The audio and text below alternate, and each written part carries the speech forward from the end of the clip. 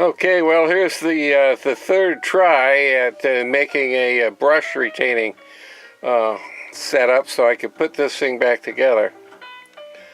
And what I finally ended up doing was taking some fat pieces of heat shrink and putting Scotch tape on the ends of it and holding down two brushes at a time, and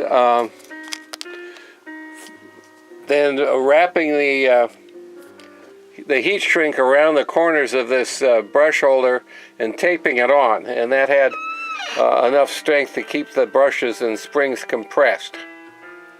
And it did the same on the other side. Then put the thing together just enough so that the screws are engaged a little bit in here so it can't slide off. Then I took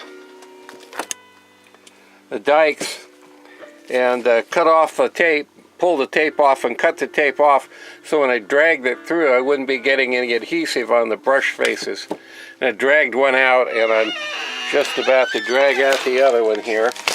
So if this doesn't fail, this thing will go back together if I'm smart enough to peel tape.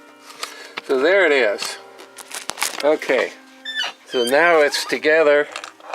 The brushes are in place, springs are in place, the housing is lined up. There's a little tit on the inside and it matches up with that notch in the cover.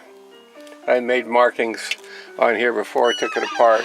So all I got to do is tighten these bolts up on the front and the thing will be all back together. So that's my story.